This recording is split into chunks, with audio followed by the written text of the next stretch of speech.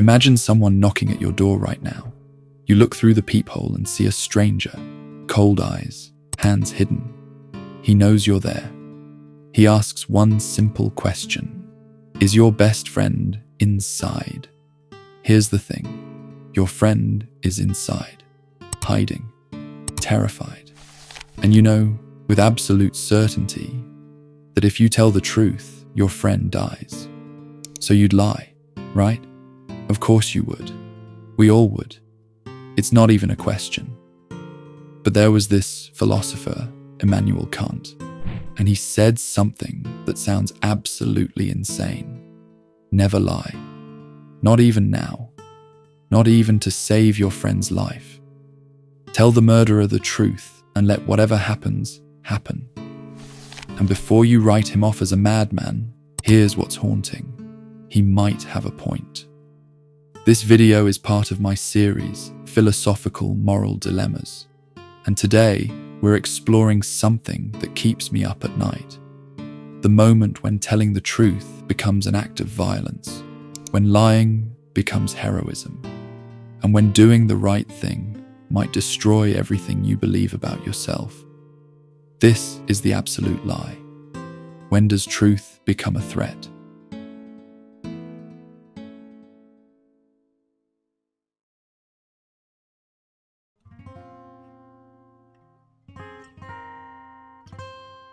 Let me tell you about Kant. Not the stuffy textbook version, but the man who believed he could solve morality like a math equation. Kant lived in a world drowning in moral relativism. Everyone had their own version of right and wrong. Different cultures, different rules, different circumstances, different answers. It was chaos, and Kant looked at that chaos and said, no. There has to be something absolute. Something that's true everywhere, for everyone, no matter what. He called it the categorical imperative. Don't let the fancy names scare you. It's actually a simple test. Before you do anything, ask yourself, what if everyone did this? What if this became the rule everyone followed, always, everywhere? Think about lying for a second. Really think about it. What if everyone lied whenever it was convenient? What if your doctor lied about your test results? What if your partner lied about their feelings? What if every contract, every promise, every I love you could be true or false with equal probability? Society wouldn't just be messy, it would be impossible. Language itself would stop working. Words would become meaningless noise. You couldn't trust anything anyone said, ever. Civilization would collapse not with a bang, but with a whisper, because you'd never know if that whisper was true. That's why Kant said lying is absolutely, universally, always wrong. Not because lies hurt people, though they do, but because lying destroys the very possibility of truth. It's like poison in a well. Once it's in there, everything that comes out is contaminated. So back to that door. Back to your friend hiding upstairs, heart pounding, while the murderer asks you that question. Kant says, tell the truth, and I know what you're thinking. You're thinking, that's insane. That's moral cowardice dressed up as principle. That's valuing abstract philosophy over a real human life. But hear him out, because this is where it gets interesting. Kant would say, when you lie to that murderer, you're not actually respecting him as a human being. You're treating him like a tool, like a machine you can manipulate with false information. You're using him.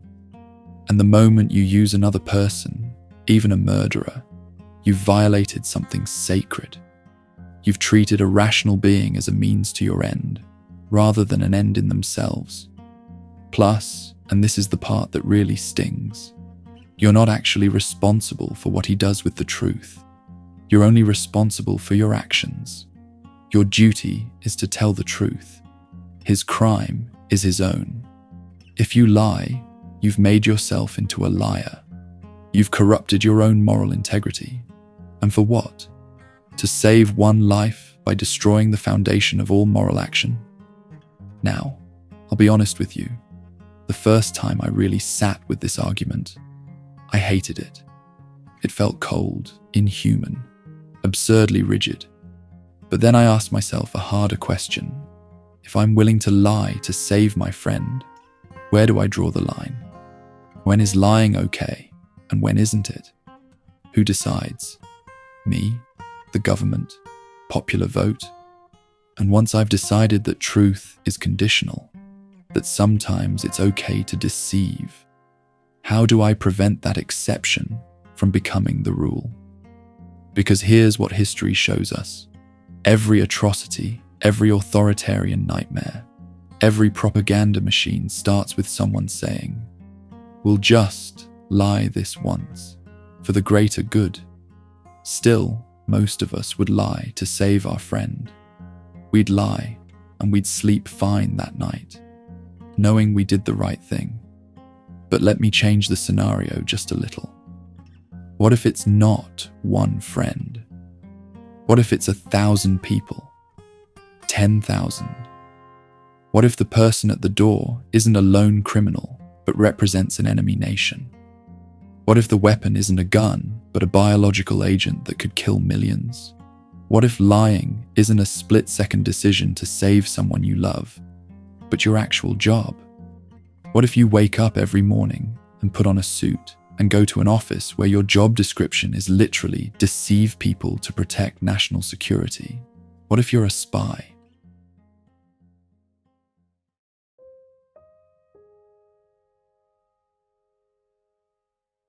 Here's something we don't talk about enough. Every democracy on earth is built on a contradiction. We worship transparency. We demand accountability.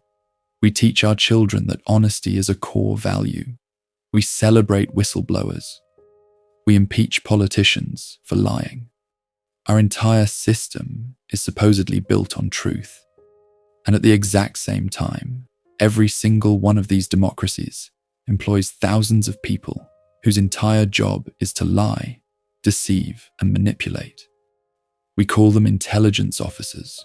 We call it national security. We call it keeping us safe. And we really, really don't like thinking about what that means. Let me paint you a picture. This isn't hypothetical. This is the pattern that repeats constantly in intelligence work. You're an intelligence officer. You've spent years building a relationship with someone inside a terrorist organization. This person, your asset, has finally gotten access to the inner circle. And one day, they send you a message. There's an attack coming, 3 days from now. Multiple targets. Thousands of people could die. The information is solid, actionable. You can stop this. But there's a problem. The terrorist organization knows there's a leak. They're hunting for the mole. And if you act on this intelligence directly, they'll figure out who talked. Your asset will be tortured and killed, and every future opportunity to stop attacks will evaporate. So you have a choice. You can plant false intelligence, make it look like the information came from somewhere else, deceive your own oversight committees about the source, lie to Congress, lie to the press if they start asking questions, commit perjury, technically speaking, which is a federal crime. Or you can play it by the book, tell the complete truth to your oversight committees, risk the leak being traced back to your asset, and lose both the source and potentially the ability to stop the attack. You plant the false intelligence. You lie to the people who are supposed to keep you accountable. The attack is stopped. 3,000 people go home that night, never knowing how close they came to death. Your asset stays safe and continues providing life-saving information. And you've just violated every principle of democratic governance that you swore to protect. Kant would say you failed. You traded truth for consequences. You turned morality into a cost-benefit calculation. But consequentialists people who judge actions by outcomes would say you're a hero. You saved thousands of lives. You made the hard call. You got your hands dirty so others could stay clean. This is what philosophers call the exception. The moment when the rule breaks, when the textbook answer meets the real world and discovers they're not compatible. But here's what those philosophy textbooks don't tell you. For a spy, the exception isn't exceptional. It's Tuesday. You don't plant one lie and then return to normal life. You lie every single day. Every meeting is strategic deception. Every relationship is evaluated for intelligence value. Every conversation is an operational security risk. Your spouse thinks you work in energy consulting. Your kids don't know what you really do. For their own safety, you tell yourself. Your parents believe the cover story. Your friends are either fellow officers who understand, or they're part of the legend you maintain. Your hobbies exist to support your cover. Even your personality, the version of you that the world sees, is carefully constructed. You're not living a lie. You are the lie. Philosophers have a term for this: dirty hands. It's the moral stain that doesn't wash off. Michael Walzer described it beautifully. Sometimes you do the right thing and you're still contaminated. Maybe especially when you do the right thing. You saved lives. You served your country. And you're morally corrupted anyway. But there's something deeper. Something the intelligence community knows about but doesn't advertise. It's called moral injury. Moral injury isn't guilt. Guilt says, I made a mistake. Guilt has a path to redemption. Apologize, make amends, do better next time. Moral injury says, I am the mistake. It's what happens when you repeatedly violate your own deepest values. Not by accident, not in a moment of weakness, but systematically as a job requirement. Even when you believe the cause is just. Even when you know you're saving lives. Studies show intelligence officers experience moral injury at rates comparable to combat veterans. Depression, divorce, substance abuse, suicide. The statistics are devastating. You did everything right. You followed your training. You saved countless lives. You're a patriot, a hero in a classified file that almost no one will ever read. And you're broken. The mission succeeds. The agency continues. The democracy you protected keeps functioning with its principles of truth and transparency intact. But you, the person who took on the moral cost, you pay the price. Not the institution, not the state, not the citizens sleeping safely because of what you did. Just you, alone, with no one to tell. No one who would understand even if you could tell them. Here's the cruelest part. We need you to break so we don't have to. We outsource our moral contradictions to people who work in shadows. We get to keep our principles clean because they sacrifice theirs. We sleep soundly because they carry the weight of necessary evils we don't want to acknowledge. And we call this national security.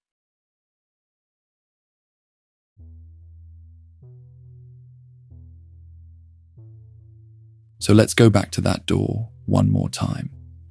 But now the stakes have changed. You're not protecting one friend anymore. You're protecting thousands, millions, an entire way of life. And the person at the door isn't a lone criminal. It's a hostile nation, a terrorist network, an authoritarian regime that sees your democracy's commitment to truth as weakness, your transparency as vulnerability, your moral principles as tools to be exploited. Do you tell the truth? Kant's answer never changes. Truth is absolute. The moment you make it conditional, even to save millions, you've destroyed the foundation of morality itself. You've admitted that ethics is just utilitarianism in disguise, that the ends always justify the means, that there's no real difference between you and the murderer, except that you're better at math. But here's the question that keeps me awake. Can a country committed to truth actually survive in a world where its enemies have no such commitment? World War II was won partly because of Operation Fortitude, a massive, systematic campaign of lies that convinced Hitler the invasion would happen at Calais instead of Normandy. That deception saved tens of thousands of lives. The Cuban Missile Crisis, the closest we've come to nuclear war, was resolved through back-channel communications that required deliberate deception of Congress and the American public. Modern counter-terrorism depends fundamentally on double agents, false information, and protecting sources through strategic lies. Strip away the capacity for intelligence deception, and you potentially make democracies defenseless against adversaries who operate under no such constraints. So which is it? Are we noble for tying one hand behind our back? Or are we suicidal? And here's the question that haunts me even more. What does it mean that we ask individual human beings to bear this cost for us? Think about it. We, the citizens, the democracy, the society, we get to maintain our principles. We teach our children that honesty is sacred. We condemn politicians who lie. We celebrate transparency and accountability. And simultaneously, we employ people whose job is to systematically violate everything we claim to value. We stay morally pure because they get dirty. We keep our hands clean because theirs are stained. We preserve our principles because they sacrifice theirs. The philosopher Tony Cody called this out. The real corruption isn't in the intelligence services, it's in us. In a society that benefits from necessary lies while pretending we're not complicit, we can't celebrate our commitment to truth while depending on people whose job is to violate it. We can't have it both ways. So what's the answer? What do we actually do with this impossible dilemma? Do we abolish intelligence services and accept whatever comes through that door? Do we embrace Kant's absolute truth and watch as terrorists, hostile nations, and genocidal regimes operate freely while we maintain our moral purity? Or do we accept that some people must sacrifice their integrity for the collective good, and then have the courage and decency to acknowledge what we're asking them to do? Maybe that means building real support systems for moral injury, not treating psychological damage as weakness, not telling intelligence officers to just toughen up when their souls are fragmenting from carrying contradictions the rest of us refuse to bear. Maybe it means limiting the exception to genuine existential threats instead of letting it become routine bureaucracy. Creating real oversight that distinguishes between lies told to defend democracy and lies told to defend the intelligence apparatus itself. Maybe it means being honest, brutally honest, about the fact that our comfortable lives are built on moral compromises we've outsourced to people in the shadows. Kant believed morality was like mathematics, absolute, universal, provable. 2 + 2 = 4. And lying is always wrong, no exceptions, no circumstances, no debate. But I think morality might be more like engineering. When you build a bridge, you can't eliminate the opposing forces. Gravity pulls down. Structure pushes up. Compression fights tension. The bridge doesn't stand because it eliminates these forces. It stands because it holds them in balance. The tension is the point. Remove it, and the whole thing collapses.